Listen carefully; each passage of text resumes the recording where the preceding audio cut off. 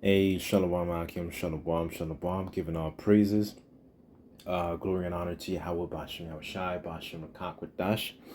Double honors to the apostles and the elders of Great Millstone for teaching us his truth, and salutations to the sincere Akim and Akwathim. Listen, may the blessing of election be upon your house. I wanted to just, go through a quick lesson in regards to cursing, and because our people basically have appropriated what a curse actually is, for they appropriate it as something that's like harsh language. And when they hear the prophet speak, they can't actually make the distinction between something that is true of what is being said versus an actual curse, an actual curse that's being spoken of. So, they get very triggered by the actual words themselves, the harshness, maybe even the tone sometimes as well, as opposed to the actual truth that is actually being, spoken of, because, their senses have been, the spiritual senses have been dulled because they've been in the Catholic Church for so long. A good mass majority of our people, and they don't understand the difference between something that is acts that are holy versus acts that are profane. So, I wanted to just, read through this, because even Paul said, I may be rude in speech, but, not in knowledge. So I wanted to just, read through this. What does curse mean in the etymology? It says here, a prayer that evil or harm befall one. It says a consignment of a person to an evil fate. Excuse me.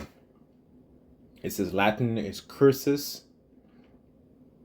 It says a set of imprecations. Let me get that word actually, because I think those two are very intertwined. Let me just get this real quick. 1 second.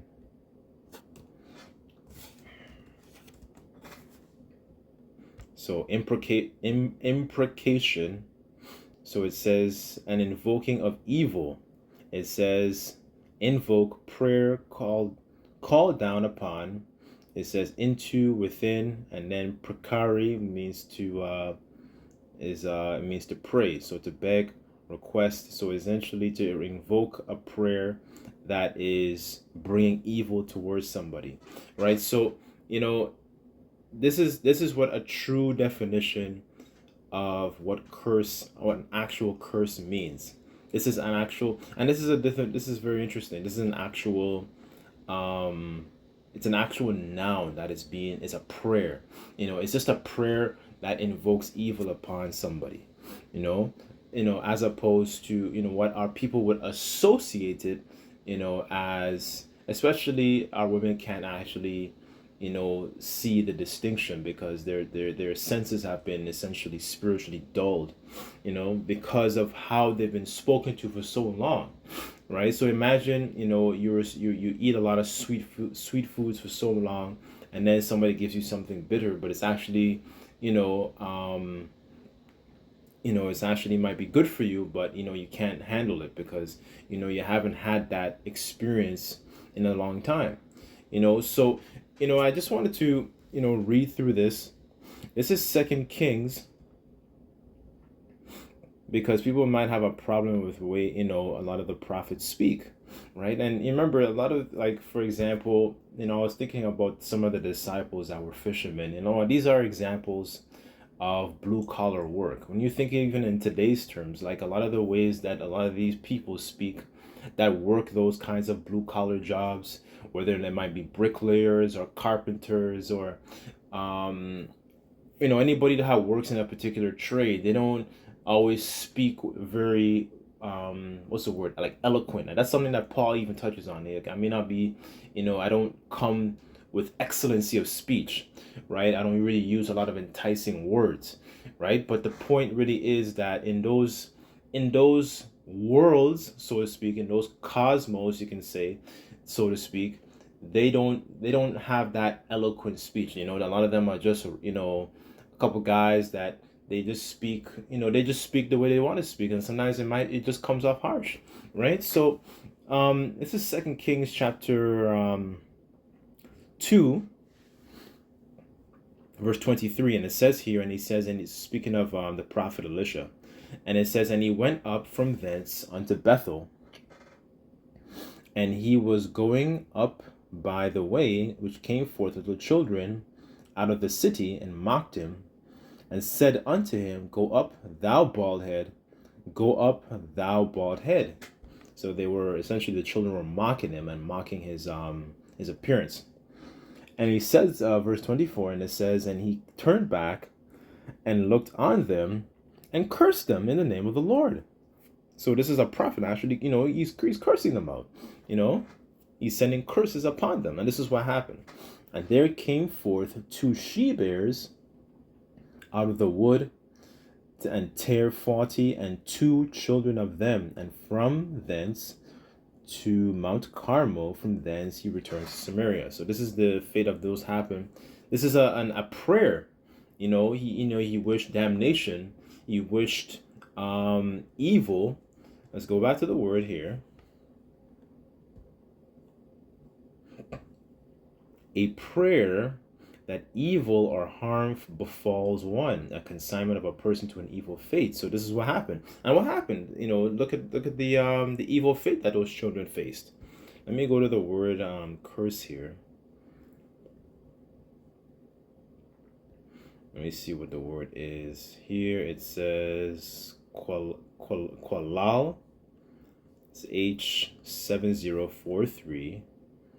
It says here, to curse, make despicable, to treat with contempt, to bring contempt or dishonor, to shake oneself, to be moved or to fro, and to move and fro. I'm sorry, right? So to make, to curse, and to make despicable, right? So they were essentially, they were not treated very favorably, right? Because that's the kind of evil that fell upon them, right?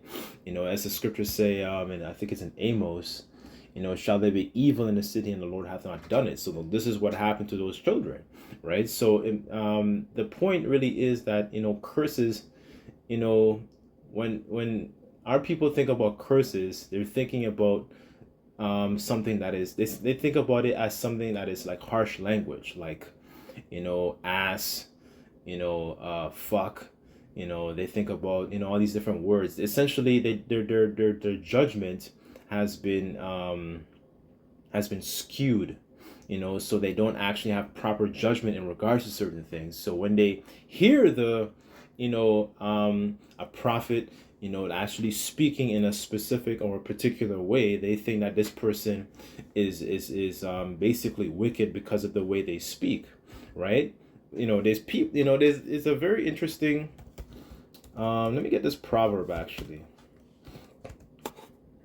because it shows through their actions, they don't know how to actually properly discern, between righteous and wicked behavior, right? This is Proverbs chapter 17, and a lot of people end up doing this without actually, even knowing. This is Proverbs chapter 17, verse 15, and it says that he that justifieth the wicked and he that condemneth the just, even they both are an abomination unto the Lord, right? So they might have, a criticism for the way certain prophets speak, certain men of the Lord speak, because the scriptures talk about how wisdom crieth, and she uttereth her voice in the streets. She, makes her voice known in the chief place of concourse, to roughly paraphrase. In those situations, like, they may not like the way that the message is being spoken, but they want to condemn it because of how it's being spoken, But when it comes to the behaviors of Esau, for so to speak, when it comes to certain situations, on the Epstein files, or, a lot of your presidents, or a lot of your politicians, a lot of your celebrities, they don't have anything to say about it. Like, also a lot of our people are an abomination because you don't understand the difference between what actual curses are, and the actual the actions themselves that our people get indulge in, that make them abominable, that make them a degenerate plant of a strange vine, right? um because a curse really is just, the praying of evil falling upon, particular people, right? And that's the true real sentiment of an actual curse, right?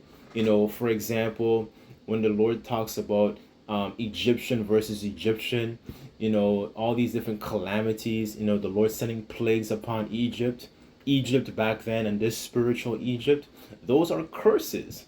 Those things are not favorable outcomes. Those are not pleasing outcomes. Those are very hateful outcomes. Those are very despicable outcomes, right? Because there is essentially, the scriptures say, he that toucheth you toucheth the apple of his eye, right? So America is suffering a lot of these, different plagues, you know, I'm speaking about the heathens specifically. These heathens suffer because a lot of the things that they did to us as a people, right? And the things that happen to is really all, it's all righteous. You know what I'm saying? What happened to, as a matter of fact, let me read this. It's and then this is the condition that fell upon us because of our actions. This is Deuteronomy 28, verse 15. And it says, "But it shall come to pass, if thou wilt not hearken unto the voice of the Lord Yahweh thy power, to observe to do all his commandments and his statutes, at which I command thee this day, that all these curses shall fall upon thee." So it's a noun. All these curses shall fall upon thee and overtake thee. Cursed shalt thou be in the city, and cursed shalt thou be in the field. Cursed shall be in thy basket and thy store. So all these different examples of evil, shall fall upon you because of our disobedience, because of our behavior. These things are unfavorable. Going to the store and, not having true ownership over what you're purchasing, that's a curse. Having this animosity between our children, is a curse. Having animosity between us and our parents is a curse. Going into slavery on ships, that was a curse. That was evil that came upon us, right? So, and it's beautiful to understand, this, to have this understanding, but at the same time, the Lord is also putting these curses, putting these evils upon these other nations, right? That's why I'm saying it's beautiful. Let's go to Deuteronomy 30. This is Deuteronomy 30, verse 7, and it says, "And the Lord thy power will put all these curses upon thine enemies and upon them that hate thee, which persecute thee," right? So, all these different things that are happening, to these different heathens, these things are bad things. These are bad outcomes. These are bad prayers, that are falling upon and being executed by the Lord, right? So these are example of curses that are falling upon our enemies, right? The things that they did they did to us, the Lord we're seeing in real time that the Lord is recompensing, right? And these things are righteous because the scriptures say that the as a matter of fact, let me get it. It's something that Paul said, actually. It is a righteous thing to recompense tribulation upon those that trouble you.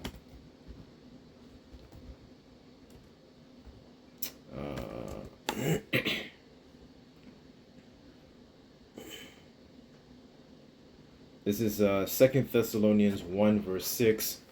And it says, "Seeing it is a righteous thing with the Most High to recompense tribulation to them that trouble you," right? So these things are these things that are happening to these heathens is troublesome, right? And that it will happen, right? So these are just examples of curses, falling upon, all this division that occurs within America, these different you know detestable, these things that are coming out, upon, the leaders of America. These things are curses that fall upon them, right? These things are not favorable. These different plagues that hit this modern day Sodom and Egypt, those things are curses, right? So, anyways, I just thought I would just touch on that real quick. Lord's will, this lesson was just quick and edifying. Just like to give all praises, glory, and honor to Yahweh Bashem Shai.